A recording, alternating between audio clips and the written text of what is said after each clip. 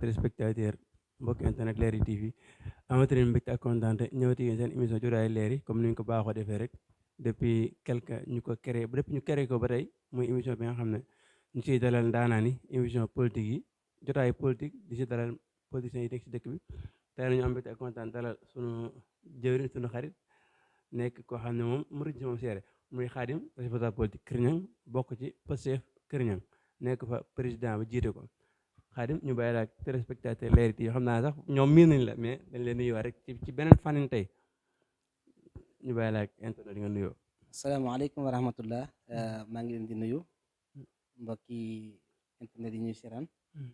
téléspectateur yëpp ñu mën a nekk ci biir réew mi ak ci biti réew mi di nuyu directeur bu Leral TV di jiital ci nuyoo bi nag xalifa général du murid Cheikh Mouhamadou Mountakha fekk sunu xalifa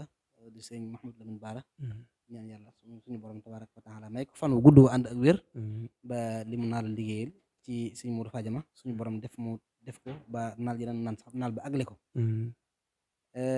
xalifa maa ngi kontaan am mbégte ci jàkkaarloo ak yow ci émission bi nga xam ne moom mooy émission mooy meilleure émission ci émission yi jërëjëf macha allah am na solo par exemple am na solo mënuñoo ñëwaat Kër Niang ba dugg bi te comme ni ñu ko defee nuyu suñu xalifa Cheikh Mouhamadou Amine Bara Niang di ko ñaan suñu borom may ko fan bu gudd ànd ak wér-gu-yaram jërëjëf Khadim si présentation bi ñu commencé en actualité bi en tant que président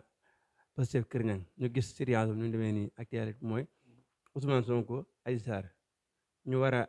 situation réew fi mu toll ak manifestation yoo xam mi ngi am ci réew mi en tant que responsable ñoo xam da ngeen attiré pour yor réew mi ëllëg bu ñu gisee ñu yàq réew mi jamono ji ni mel nii ngeen toog di ko seetaan est-ce que loolu responsabilité la. waaw xalifa xam nga avant tout sax may wax ci sa question bi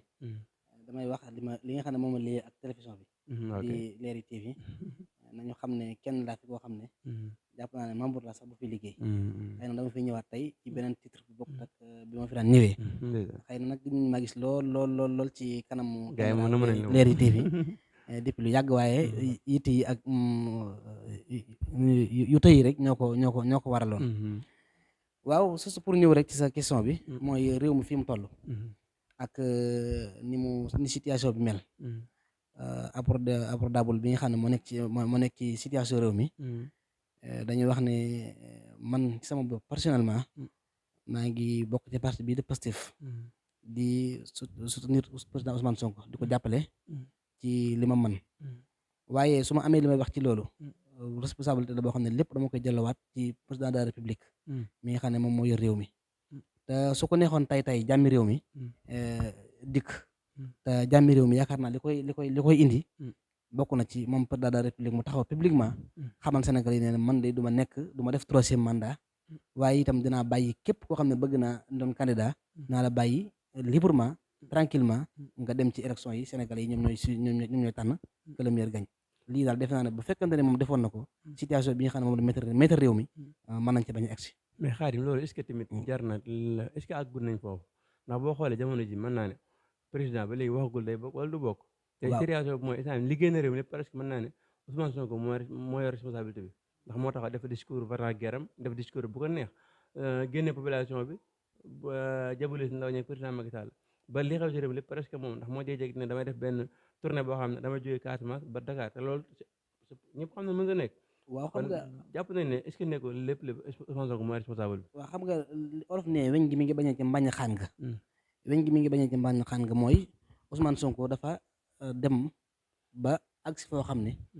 dafa sës ci miir te olof nee na muus sax boo ko tëjee ci am néeg mayoo ko fu mu jaar bu yàggee daf lay song te réew mi dañuy wax ne pays la boo xam ne pays droit la pays droit nag ki nga xam ne mooy incarné droit yi nekk président de la république moom moo ci war a jiite ñëpp su fekkente ne respecté wut droit respecté wut sàtt nday réew mi ak li may citoyen ba tax na moom li ko neex lay xool di ko def ak di ko wax ak di ko jëfee ay nitam di ko wax di ko jëfee président Ousmane Sonko am na plein droit ci ne moom li muy def mooy résistance la woote amul lenn lu mu woote loo xam ne constitution Sénégal da ko mayewu ko constitution Sénégal may na bépp citoyen soit demee ba gis na dañu lay teg jaaruwut dañu lay teg normalut nga taxaw ne man résistance laa woote dinaa ci dem ba sus ko bu mais am réew muy doxee noonu tamit est-ce que loolu ko xam ne da nga yaakaar jiit réew ëllëg ngay bàyyi say ndaw réew di dee mel ni ay weñ 14 morts dès 2021 ci ay projet ay Ousmane Sonko. waaw xam nga boobaa léegi ay presque 5 personnes deewaat nañ bu ko ëpp ci loo xam ne est-ce que nguur jar na loolu tamit. waaw xam nga loolu ba tey lu bëree bëri dañ koy faral di wax te man ma gis ni loolu njumte la. président Ousmane Sonko yorut fetal di rey kenn di tiire kenn. mais moom woote. moom moo woote mais ci li mu woote droit moo ko may ak loi. constitution Sénégal moo may bépp sénégalais saa bu ñu la tegee loo attanul nga ne woote naa résistance boobu nag comme neex ku ne nga ñëw jàppale ko ci maanaam nekkul yoon. mais Xaadim est-ce que tamit. non xam nga est-ce que tamit ñu ko fi jiitu woon gis nañu ko dàqoon résister foofu mais àggutoon fii de. mais loolu nag président Macky Sall ko war a waxal parce que bu fekkente ne moom amoon na droit ñu bàyyi ko muy circuler ci biir réew mi ni mu ko neexee. di dérouler saa bu ñu ko wooyee ni mu ko neexee. lan moo tax mu ne président Ousmane Sonko saa bu ñu ko wooyee ci yoon du dérouler ci réew mi ni mu ko neexee moom. ok dana war loolu kon Macky Sall moom moo ko indi. bu fekkente ne Abdoulaye Wade doxee woon na ak moom nii. tey bu ko doxee dañ naan kon xëy na peut-être lañ ko defoon moom lay fayu mais moom sax jiwuñ ko woon lii. Abdoulaye Wade bu doxee woon ak moom nii tey Macky Sall mi du nekk président de la République. waaw kon nag tey bu fekkente ne Ousmane Sonko dafa ñëw nekk ab citoyen sénégalais am droit ci réew mi am droit laaj réew mi di ko laaj moom mbiram da nga koy teg ci yoon moom itam mu doo ko teg mbiram ci yoon parce que yow yaay incarné luwaay yaa jiite luwaay yow nag respecté luwaay yow mi nga xam ne yaa koy incarné. ok am na solo mais ba tey ñu des ci actualité bi comme gis nañ tey président dialogue bi mu doon wax tey jii lañ ko lancé mi ngi dem gis nañ fa leaders yu si bëri yi nga xam ne ba ci président nee na leaders yi gën a crédible yëpp ñëw nañ dialogue muy bu si mel waa taxawu Sénégal nga xam ne mën naa ne ñooy deuxième force opposition ci wàllu électoral ci député yi ndax bu ñu xoolee ensemble am nañ fa ay député yu bëri bu ñu xoolee capital bi seen élément moo ko jiit muy Bart waa PDS ñoom am nañ presque am nañ 12 députés kon est-ce que dialogue bu mel noonu ñu organiser ko en tant que koo xam ne Ousmane Sonko comme li ma waxoon rek yor parti bëgg jàmm ci réew mi ñuy wat jàmm ci réew mi mu bañ a defar est-ce que loolu tamit pour jërul xoolaat après tout dialogue bi noo ko gisee ak ni muy doxee. waaw man nag dialogue bi man du ma ko tuddee dialogue. loo koy tuddee. man dialogue laa koy tuddee. loolu foo ko teg. waaw dialogue la. respecté woo ñu fa dem de. waaw ba tey peut-être. waaye ñoom itam respecté wuñ population sénégalaise. waaw parce que deal ak askanu Sénégal mënta weesu. yow nga ànd ak Macky Sall. waxtaan ak moom parce que Barth gis nga bi mu wax li mu wax. bi mu njëkkee def sortie pour di attaquer Ousmane Sonko li mu njëkk a wax. li mu wax mooy doon na waxtaan ak Macky Sall. du yàgg. kon lam est-ce que du lam waxtaanee woon ak Macky Sall loolu la pare pour dialoguer ko. ndax man ñoo xam lu mu waxtaanee woon. lu mu waxtaanee woon. nee na doon na waxtaanee ak Macky Sall du yàgg mais loolu moom waxu ci dara. la mu waxtaanee ak Macky Sall moom waxu ci dara. mais loolu est-ce que du moom la pare pour dialogue noonu la. da ngay tëjoo kenn fenn rek. ba mu neex la nga génn damay dialogue. miir réew mi xalif. ñaata dialogue la fi président Macky Sall teg mu rombuñu fi ba dialogue ba jeex Sénégal lan lañ ci tiré comme conclusion mu def ko lan la lu mu doon. xamuma ko. bi ci topp mooy mënoo am lu ëpp 500 personnes yu bokk ci parti jàmbur. muy président bi nga xam muy opposition bi nga xam ne moom mooy principal opposant nga jàpp lu ëpp 500 personnes te ay militant ci biir kaso gi ba noppi ne ko kaay mu war a ci dialogue. mais est-ce que mën ta dem tamit bu àggee xool nuñ waxtaan nuñ négocier waxtaan. xanaa ba ñu trouver solution. non xam nga loolu dafa am lu ko njëkk. gis nga li priorité mooy nga bàyyi ay militant ba noppi ne ko ñëwal ñu dialogue. mais est-ce bi ci topp mooy est-ce que état tamit mooy jàppale tamit. est-ce que président mooy jàppale. oui état mooy jàppale. moom moo ko wax. mais dama fàtte ne. moom justice daal libre daa moom boppam de. non bu Sénégal processus Sénégal bi moomul boppam ci ni muy doxee ni ñu gis. man de sama intime conviction. moom mooy processus Sénégal bi moom équilibre. waaw jàpp nañu ko manipuler. équitable nu ko neex lay def. ok ci li président Macky Sall bëgg rek ci lay wéy. parce que Macky Sall moo ko wax man sosolu ma ko. Macky Sall moo toog 31 décembre. mu daal ne dafa am dossier yoo xam ne man maa ci teg sama cujju est-ce que maa ci teg sama kudd. est-ce que réew mu normal muy dox ci état normal. est-ce que président de la République war naa taxaw jàkkaarloo population bi naan am na dossier yoo xam ne maa ci teg sama kudd. te justice bi nga ne te yow nga ne justice bi normal na justice bi dafay dem ak liberté boppam. mais est-ce que fi ma waxee dégg nañ ko carrément. mais en kay même dégg nañ ko carrément. parce que daf ko jëfee. xam lu tax mu jëfee ko. mooy bëri na ci ay nitam bu ay nitam ñemee taxaw ne Ousmane Sonko dañ ko war a rey. te mujjul fenn nit taxaw ne j'espère que samay frère dañ leen a rey. ñu jàpp ko dugal ci kaso gi. nit taxaw woote fi discours ingénieur boo xam ne kenn xamul lu mu doon. bokk ci seen parti mais du mujj fenn mais su fekkee ne ci parti positif la bokk dañ lay traqué. mais loolu mooy justice bi équitable ok kon justice bi la président Macky Sall waxoon ci loolu la nekk démb gis nga ko moo ci mujj Farba Ngom moom moo taxaw devant le public daal ne le premier ñun pare nañ ko xam nañ li ci xew mais est-ce que kon ñoom avant justice di rendre kii am nu mu tuddati muy rendre décision délibéré Farba Ngom moom moo mën a taxaw fële daal di wax li muy wax kon kay ñoom ñoo yor justice di ko def di ci doxee ni mu leen neexee kantaa comme li nga wax léegi daal ne Macky Sall dafa wax ne ñi mu gis dialogue bi mooy ñi nga xam dañoo candidat nu mu tuddati sax opposition bi crédible bi yëpp ñëw nañ mais loolu su ko waxee day fooyee boppam day fooyee am xelam rek waaw xam nga mag nag dafa am lu baypal waxoon ci théâtre ba waaw baypal nee na woon mag bu fooyee boppam torox moo tax ma gëm ne moom su moytu dana torox nag waaw parce que mi ngi fooyee boppam parce que bu fekkente ne nii ñama gis fee dialogue bee tey ñun ñooy opposition bu crédible wallaay kon Macky mi ngi nax ba te man gëm naa ne tey dialogue boo gis Karim gis fa kër Khalifa Sall nga xam ñoom ñoo gën a nekk ñi ñëpp yaakaar ci réew fi mu doon nii à part Sonko ak Idi xam nga ñooñu sa Idi man gis nga ñooñu ay tur rek lañ ay Karim Khalifa Sall nangam peut-être Karim sax mën naa ko nangul mais ay Khalifa Sall gis nga yooyu in huwa illa asmaun sammaytumuha alquran wax nekk loolu ay tur rek yu ñuy tudd waaye dëgg li am réalité sur le terrain ku ne xam na ne opposant principal Sénégal Ousmane Sonko la kenn amul lu mu ci werante waaye léegi nag dialogue boo xam ne yow sax yaa ngi ko woote te principal opposant yaa ngi ko tëj këram mënta génn ba noppi nga ne da ngay délégué toog naan opposant yi crédible yëpp man de li ma gëm wallahi Macky Sall boo ko fëggoon digg guddi yaag moom ak yàlla ñu toog nga ne ko dialogue bi ndax bëggoon nga ci gis Ousmane Sonko wala boog gaa yi fi nekk nii satisfaire nañ pour dialogue billahi boo la waxee dëgg na la satisfaire uñu tey su ma amoon lu ma gënal gis Ousmane Sonko ci dialogue bi da ko amul mais comme amu ko nag li muy waxee c'est normal mu waxee ni muy waxee ok am na solo jërëjëf Khadim ba tey ñu des ci wàllu Ousmane Sonko ndax gis nañ fu ngeen tollaan yéen waa Pastef ak yéen waa coalition Yewwi Askan Wi particulièrement waa Pastef fu ñu toll naan Ousmane Sonko ku ko laal ñu wala Ousmane Sonko kenn du ko def mais ñu gis fan yi mel na ni depuis 2 mois presque 3 mois état bi dafa préparé Ousmane Sonko ba jamono ji daf koo jéeg carrément ndax bu ñu xoolee keroog ba mu dem wuyu ñu presse Mame Mbaye Niang otoom lañ ko coxate yóbbu ko këram def ko deuxième fois bi mu ñëwaat ñu coyaat vitre otoom yóbbuwaat ko encore barki dee moon Njaay bi muy def tournée liberté ñu coxati waat ko ci otoom ne ko coppet comme nag idée waxee woon yóbbu këram résidence surveillée ba léegi nii te président amul benn bruit presque am na ay détails yu ndaw fan yi ay lakk comme violence am na ay violence mais ba léegi taxul état bi raf est-ce que doole da nga amoon 2021 mars est-ce que ba léegi yéen a ngi koy am tamit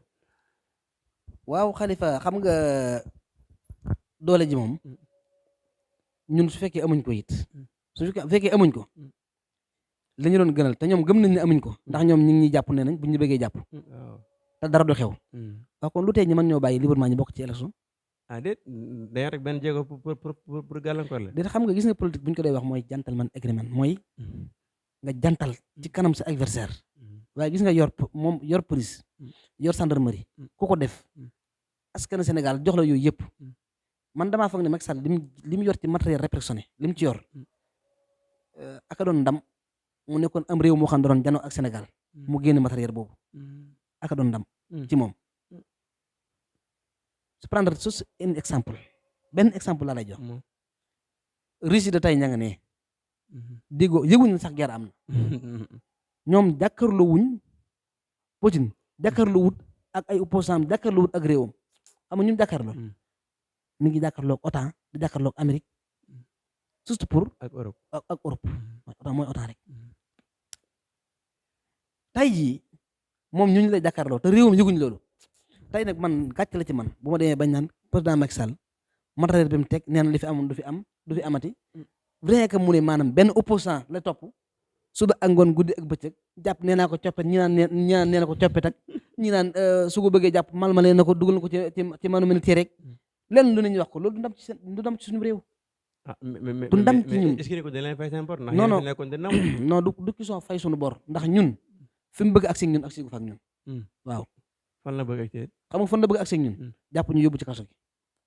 mais est-ce que lii gën a li mel def ni est-ce que gën a sedd jàpp yëpp personne ndax koo xam ne depuis 3 jours ngi nii résidence surveillée la nekk xam nga ko gis kenn du këram xam nga man dama ne jëmmi Ousmane Sonko képp jël ko yóbbu ko kaso dara lu yomb la lu yomb la man ak sama ñeenti morom su ma ko amoon Mm. ñu bàyyi man librement Mm. wala sama juróomi morom ñu bàyyi ñu librement Mm. Ousmane Sonko mën nañu ko jàpp yóbbuñu fu ñu neex waxuma la nag asuma la ak état loolu du ndamam xam nga lu doon ndamam Mm. mooy fexe woon ba bu Ousmane Sonko jaaree ci mbedd mi di dem personne du ko topp mais gis nga ñoom li ñu nekk nii Mm. naan danañ ko jàpp danañ ko tëj danañ def nangam Mm. wallahi laxasim levée d'échec la ok mais ba tey. levée d'échec la Mhm. te li tax man ne levée d'échec la mooy dialogue bi dama nga lire point yi ñu wax ne moom la ñuy waxtaanee ku yor am réew presque 12 ans Mm. problème yooyu mënta réglé wu ba tey ji nga ne da ngay xëy di ko réglé lii levée d'échec la mais xaarim bi ma dernière fois ñu jëloon. mais tamit am ndax réew. waa bu ñu ko waxtaan li ñu naan réew. waa ndax deesu ko paajoo dañ koy pencoo. waaw man xam nga dama ne la am na ci certains points Mm. yoo xam ne nii waxtaanee woon nañ ko delloosi waat nañ ko ba fi may waxee yow te jaaduwul ci am réew am président toog ko presque 12 ans di waxtaanee lu jëm ci dund gi mais ak situation bi. mais ku dem ba Covid bi fi jaar ak guerre Ukraine Russie bi est-ce que jaaratu ñu waxtaanaat ñu waxtaanaat pour lan pour économie réew mi ndax gis nañu xam nga situation réew mi fi mu tolloon jamonoy Covid bi dafa am lu ko ak Russie Poutine. moo tax ma ne la ñoom dialogue ci dialogue lañ nekk dafa am lu jiitu ñi jéem la jënd ci naan Covid bi lii teg réew mi wala lii teg réew mi Covid bi tegul dara réew mi ñoom réew mi lu ci mën a am ñoom lu mën a am ci réew mi ñoom ñoo ko teg réew mi milliards yi Covid bi luñ ci wax ndax gisee ko seen point yi non gisoo ko seen point yi kon lii moo lay xamal ne ñoom dialoguñu dafa am ci luñ nekk ok liñ nekk nag man maa ngi ci da nga ma may tuuti ma wax ci ku mel ne Khalifa Sall ak Barthélémy Dias gis nga àdduna dafa parti moom dina ci ñëw. waaw àdduna dafa am lu am solo loo xam ne dinaa ko wax Khalifa dama ko dégg ci émission papa nu mu tudd Papa Alé Niang ñu laaj ko mu ne mën naa bokk rek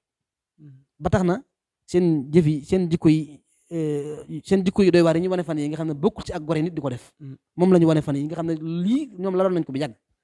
dama koy xamal ne ko gis nga alal sax nit boo koy wut nit bu yore ay milliards te amu ko ci dignité yàlla xam na ne kenn du ko ci naw te bu tëddee boppam du tranquille kon da nga jàpp ne Khalifa Sall li mu def daa trahir. li mu def mais bu dul trahir lu mu doon ah mais ku ne am na droit défendre sa bopp de. mooy ku ne est-ce que ku wàllu yow est-ce que li laloon. ku ne xam nga ku ne am na droit dem ci sa dialogue mais gis nga fan yi yëpp ñoom dégg nga seen discours yi dégg nga seen discours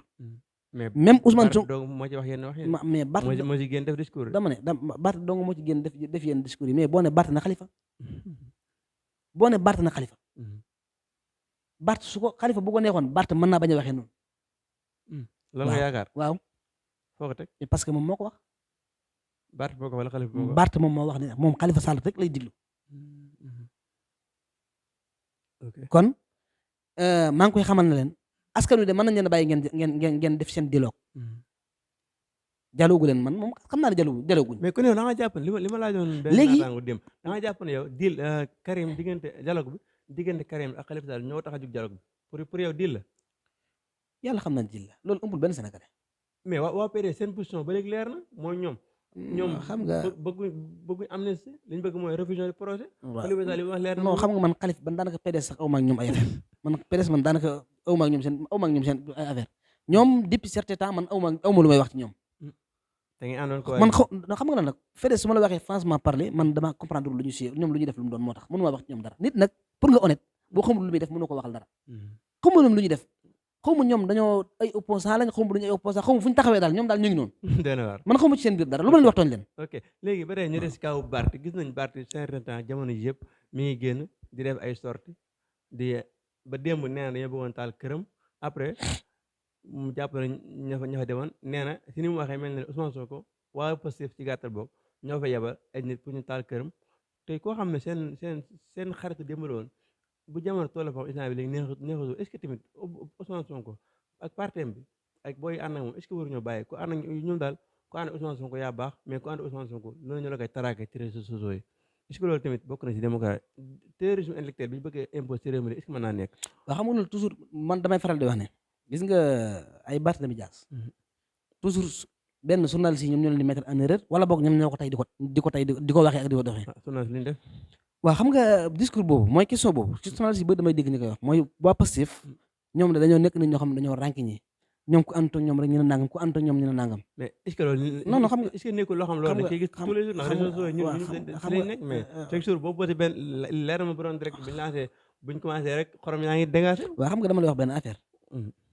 man murid laa di taalibe Sëñ Tuubaa te bëgg a faatu ci ak murid bëgg it Sëñ Tuubaa nangul ma sama taalibe ci lu wér man yoon wii di yoonu murid léeg-léeg ma gis ci kenn di doxaleen mu ci doxeen woo xam ne loolu Sëñ Tuubaa engagé wu ko yoon mu néew ci mais pour lan kon bu fekkente ne kenn dafa taxaw dafa nekk ci parti Pastef di waxee yenn wax yi wala muy defee yenn defi ni ñi bëgg ko moomale Pastef directement wala Ousmane Sonko directement xam nga loolu incohérent la ak nit koo xam ne dafa ñàkk honnête moom mooy waxee noonu ndax man Sonko mosuma dégg ci làmmiñam mu ne ku ànd ak moom nekkoo ci yoon. mais discours yi muy def est-ce que nekkul mooy encouragé booy yi ndax bu ñu gisee mu taxaw Bambey meeting élection législative yi daal taxaw ne ku ànd ak wàllu ak yeewi waaw Macky Sall nga àndal moom xanaa dégg traqué leen n'importe qui ba pare loolu sa discours yu mel ne ba pare taxaw féetaane depuis l'indépendance ba tey état yi yëpp dañ leen waroon figé saa terme yu mel noonu est-ce que nekk mooy poussé booy bañ jàpp ne lépp Ousmane Sonko wax rek di traqué suñu magistrat yi ak suñu état yi réew di leen traqué n'importe qui nu mu leen koy traqué est-ce que nekkul moom mooy booy fit. waaw xam nga li nga wax sànq ne dafa taxaw Bambey daan ne surul yeewi ak wàllu ñi ci des ñëpp duñu ay opposant xam nga Sénégal yi toujours dañuy fàtte li olof naan ñoom duñu xam ku fayu mais ku tooñ duñu xam ku tooñ mais ku fayu dañuy xam mais lu jiitu muy wax loolu lan la ko waa coalition nu mu tuddati sax Aar Sénégal luñ ko waxal lan lañ ko wax mooy yeewi ak Benno Bokk Yaakaar dañuy diil ñoom loolu lañ njëkk a wax xam ñoom ñoo njëkk a wax loolu dañuy diil mooy problème wu liste yi mu amee problème ñu ne ñoom ci diil la nekkoon waaw léegi ki nangoo taxaw wax loolu nga xam ne mayoo maanaam nit ki da nga ko attaqué directement tuumal ko loo xam ne amoo ci benn preuve te tey jii wane na ne loolu du dëgg wax jooju du dëgg tey jii àdduna réalité wane na ko moom mu wax la benn baat nga naan tey àdduna tukki Sénégal yëpp bëgg a jàppandiku ci wax ji mu la wax comme que yow kay yaa nangoo tooñ bul bañ ko fayu benn kay kii fayu mooy choisir baal la mbaa mu muñ wala mu choisir lu mu ci def lu ne rek am na ci droit. ok am na solo ok jërëjëf Khadim question yi am na solo mais répondre am na mais léegi bu ñu ba tey ndax jamono ci hectare yëpp Ousmane Sonko la gis nañ Ousmane Sonko Adji Sarr projet depuis mois de mars 2021 ba tey ñu koy coow ay moor gaañu ay nit dee ay alal yu bëri yàqu si boobu ba tey ñëpp jàppoon ne projet du am ñi ne projet dina am Ousmane Sonko génn coow wax lu ne mais teewut barki fan yàlla projet am na bañ àtte ko ba condamné ko 20 ans 10 ans ferme amende ko 200 millions 500 après mu génn defa discours ne loolu diil la woon nangam coow kërëb comme dab rek mais est-ce que ni ko fi mu doon seen carrière politique moo nekk en danger fi mu doon ba tax ngeen ni bëgg a sacrifier Sénégalais yi. ci càkkutéefu procureur. surtout càkkutéefu procureur nag ndaw la ci parquet. bu Sénégal ci te parquet xam nga ko. mu ngi branche lew ci ministère de l'intérieur. ministère de l'intérieur xam nga mooy kan. Antoine Diome mi nga xam ne moom contre vérité mooy vérité mooy wax lu dëgg mooy dëggam. waaw attention maanaam fan yii gars yi dañoo takkar naa de. waaye Xalifa xam nga ñun ku dul yàlla ragaluñ ko. ñun xam nañ ne benn kaso képp la ñu mujj ñun ñëpp kaso booba. kenn ku nekk ñun dana fa dem. dinaa fa dem Macky Sall dina fa dem. Antoine Diome dana fa dem. te kenn ku nekk jëf ji nga jëfal yàlla rek mooy compter foofa. te kaso booba gën a raglu fuuf te ku fa tëdd doo jugaat. mais ku defi bi mel noonu ne sa kanam li ngay ragal loo war a ragal lu mu doon. defi boobu man ni may xaar di ko xaar moom Antoine Diome. lu may ragal. olof nee na ragal yëpp yàlla la. waaye nag dëgg dañ koy wax fu ñu ko mën a fekk. parce que moom lañ ñu kii parce que it moom dafa wax lu dëgg moo tax mu wax loolu. mais léegi projet bi te projet bi dinaa ci ñëw directement. mais moom dafa wax lu dëgg. il faut que ma laal ci moom tuuti. dafa li tax ma ne loolu du wax ko tu dëgg. moom dafa jàkkaarloo ak population Sénégal. directement ne xale bi ñu rey Kër Mbaye Fall. moom dañ koo jam waaye fetal rey ko. biñ defee expertise biñ defee autopsie am dañ ne kii balu fetal moo ko rey. mais kon Antoine Diome deful contre-vérité en tant que ministre de l'intérieur. te lii ma lay wax nii fu mu amoon ci réew yi nga xam ne réew tubaab bi réew yu mag yi nga xam ne ñoo ñu raw ci lépp. ci économique ci démocratie ci réew mu avancé ci lépp. réew mu ko benn autorité bu ko defoon ci am réew waxuma la nag ministère de l'intérieur soo ko defoon yàlla xam na ne du fanaan ak kiyam ak ndombal tànkam Sénégal képp ñoo ñeme loolu ci nguurum état Macky Sall wala boog état sénégalais képp ñoo ñeme loolu ñoo ñeme benn autorité taxaw wax population bi lu dëgg ba noppi continuer di jiite demal Angleterre Boris Johnson premier ministre lam defoon ci Covid 19 ndax toogaat na ndax gis nga ko mu toogaat fa à chaque fois damay dégg Antoine Diome di wax naan force restera à la loi man politicien sénégalais gis nga yëpp askan wi ba wallahi la xasimi li ñuy def boo ci génne yëpp askan wi dara desu ci force restera à la loi man dama ne dégg naa ko keroog ci Assemblée nationale mu ne Guy Marius Sagna ba mu koy tontu ne ko Guy Marius Sagna wax ji ma dégg nga fa wax du waxi teggin nangam Antoine Diome amul benn leçon morale bu muy jox nit ci wàllu teggin parce que man dama ne ñàkk teggin mi ngi tàmbalee ci jàkkaarloo sa peuple naan leen force restera à la loi ci peuple boo xam ne peuple boobu fii nga jàngee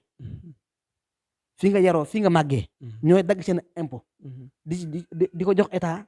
bañ di la mën a fayal nga xëy état jël la ba nga am say diplôme état jël la nga mën a liggéey ci état taxaw jàkkaarloog population boobu naan leen force restera à la loi lii man sa défi quiconque kenn mënumaa génneel ne ma benn autorité bu nekk France wala Amérique wala États-Unis wala Angleterre ni mën naa jàkkaarloog peuple am di leen wax ne force restera à la loi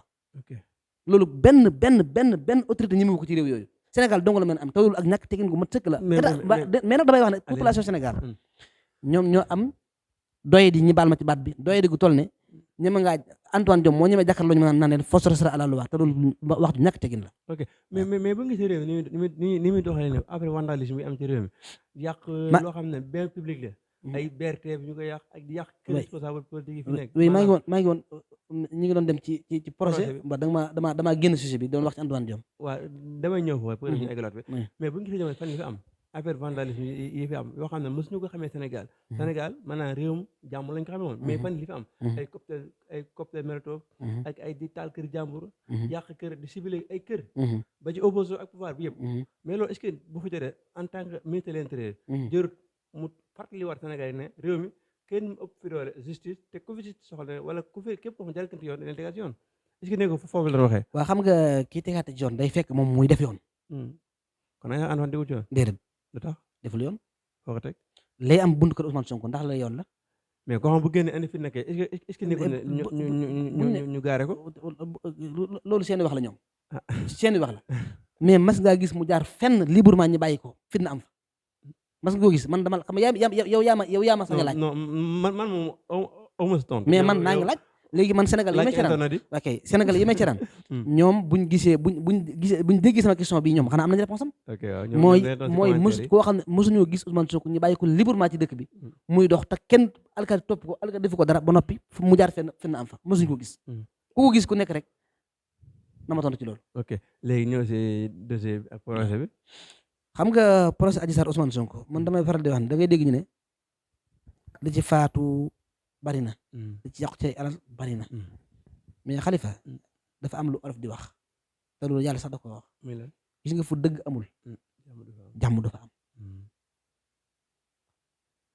d'ailleurs Barthélémy Dias sax dégg naa ko démb mu ne en tant que ab jullit di julli ba noppi ne yow boo amul jàmm kenn du am jàmm mais loolu mooy dëgg bu ëpp yow jullit bi fekkee dañ laa tooñ bëgg laa xañ jàmm ci kaw yoon kenn wut am jàmm mais ana jéggale buñ la tooñee tooñ gi ma wax nag mooy tooñ la ba bëgg laaj ba bëgg a salfaañi sa ak sa yeleef ba àgg la foo xam ne yàlla àgglu fa dama ne loolu soo amul loolu waroo am jàmm fekkente ne jullit ña ngay dëkkandoo jullit ña nga nekkal ñooñu honnête nañ sagam yàlla moo ne man qatala nafsan bi xayri nafsin aw fasadin fil ard fekk annama qatala naasa jamihan ko képp koo xam dafa rey bakkan nañu rey dafa rey bakkanu jàmbur ci tayef ci lum tay nañu rey bakkanam wala koo xam dafay yàq ci kaw suuf dafa mel ne koo xam ne dafa rey bakkan yëpp daane wa man ahyaha fa ka annama ahya naasa jamihan képp koo xam ne nag dafa dundal ab bakkan dafa mel ne dafa dundal bakkan yëpp comme yàlla ci boppam bakkan doomu aadama moo ko toll foofu ba mu xam ne dëgg bu amul jàmm mënta am te jàmm ñu ngi ko laytaa ci kaw dëgg Khalifa suñu borom ne wala talmisu anfusakum ne bu leen tooñ seen bopp mooy man yow ma sàmba ma demba kenn ku ci nekk na jàppee boppam comme moromam bu ma jàppee sama bopp su ma la jàppee soo ma jàppee su ma la jàppee comme sama bopp du ma la tooñ te du ma ko sañ te it dañoo war ci saa bu ñu ma tooñee ñun ñëpp ñu àndandoo ne kii bu ko fi kenn tooñee bu ko fi kenn tegee lu dul dëgg loolu mooy dëgg waaye nag mënuñoo nekk ci ab dëkk ñu tooñ nit ba noppi nit ñi taxaw toog di seetaan ba noppi ne jàmm lañ bëgg kon Barth loolu moo doon wax tegu ko ci xam-xam Barthélémy Dias saman d'ailleurs damay wax ne moom dafa amul xam-xam ndax waaw lu bari Barthélémy Dias kan moo mës a gis Barthélémy Dias muy def débat technique kan moo yii rek la xam moom yii rek la man teesante rek la man mooy na xol yi feex gis nga man su ma la waxee man tànnan la moom xeet yooyu la man mais est-ce que nekkul mais non xam nga Barth dafa amul xam-xam man est-ce que nekkul loolu ngeen ko soxlaa woon non waaw ay xeex yu bëri moo leen jiitu ci kanam loolu lañ ko soxlaa woon kon ay dal na Sénégal loolu nag lañ bëgg mu jógee fi ñu mel noonu lañ bëgg ñu jógee ci réew mi mais kon est-ce que Ousmane Sonko dana insister bu fa loolu jógee ban ci Ousmane Sonko depuis ñëw ba rek benn non Ousmane tàmbalewut loolu de waa xam nga dañ daf ko bàyyi léegi ndax non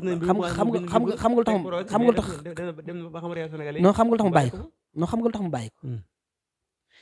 dafa ñëw indi benn livre teg ko ci taabal ji daan ne solution au lieu que ñu réponse ak ñu indil ko réponse ci livre bi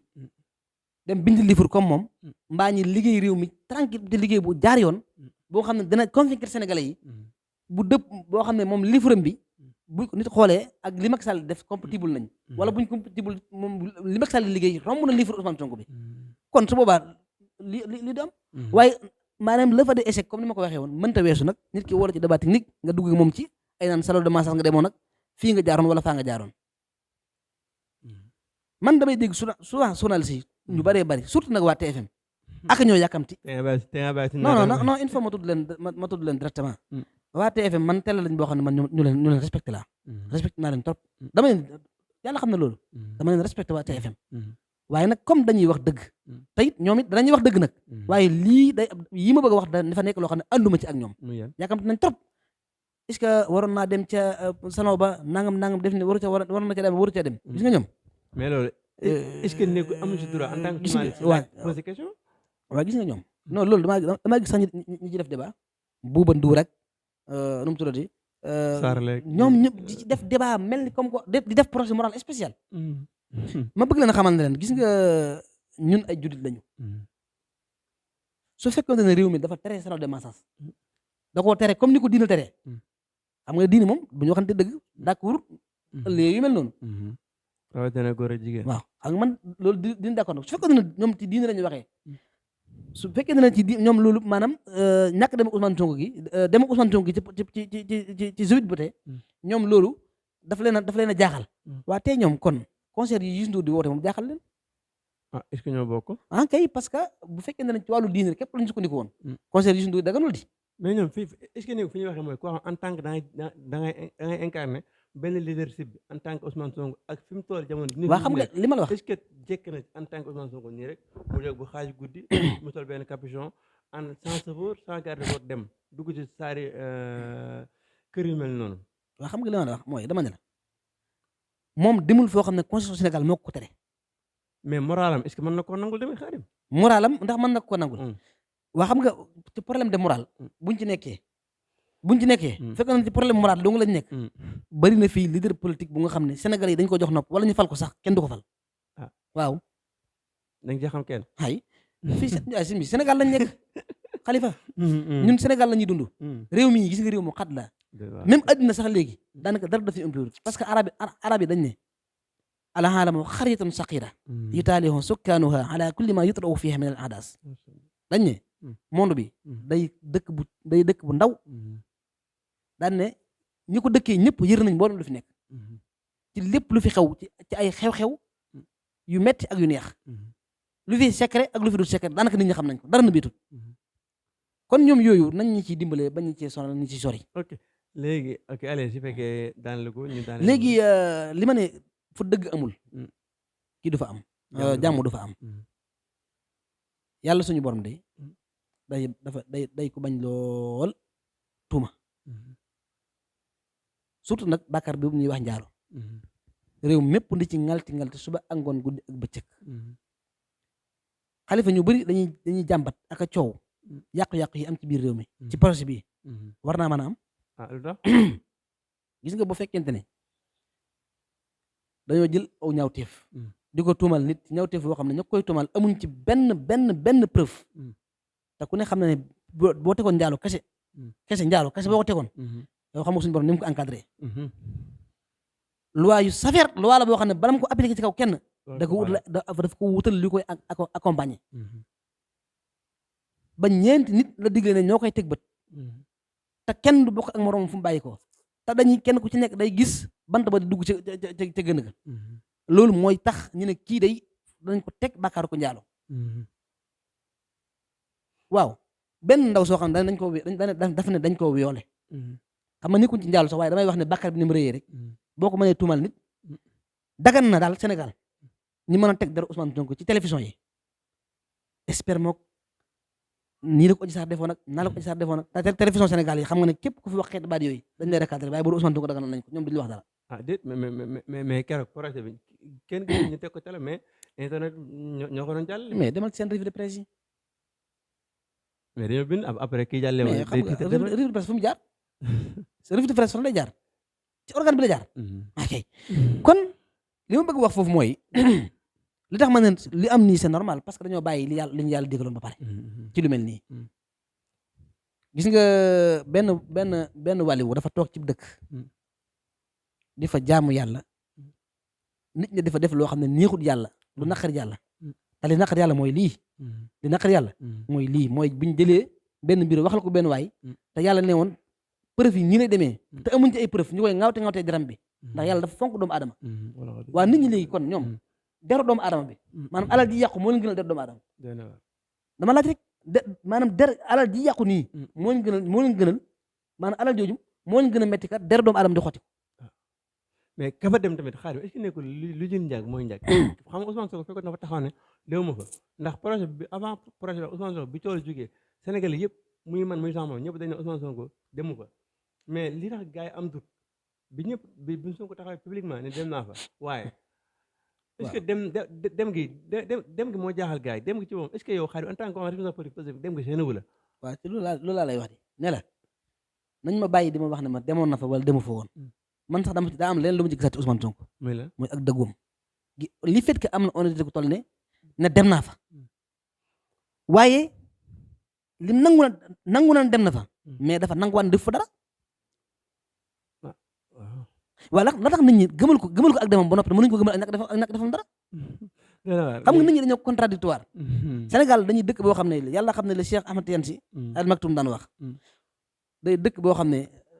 naafiq gi dafay sax ba daane waaw suuf su neexa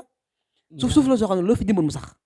ba neexa faatu naqaree dundee waaw te dañ fay jëmbat lool ak naafiq gis nga Ousmane Sonko yàlla xam ne ci moom laa xamee ci moom laa gën a xamaate ne wallahi lancim suñu tubaab sonn la woon ndax suñu tubaab gis nga tubaab bi wallahi yàlla xam na ne bu fekkoon ne ñoom dong la mën nañoo bañ a am moom benn problème mais nit ñi ñuul ñi comme moom nekk ci réew mi yor seen jikko sénégalais yi nga xam ne moom la sénégalais yor tey seen nafiq gii ñu baal ma su ma waxee nafiq gi nag mooy certains sénégalais parce que yóbbu ma Sénégal ba di leen ñoom ñëpp ne ay nafiq lañ certains sénégalais te certains sénégalais yi may wax mooy ñi nga xam ne dañu am influence ci peuple bi ñoo ko yor nafiq gi ñu doxalee moom daf lay renvoyé waat daf lay delloowaat ci ne Sëñ Tuubaa lii ko sonloon diggante ma tubaab bi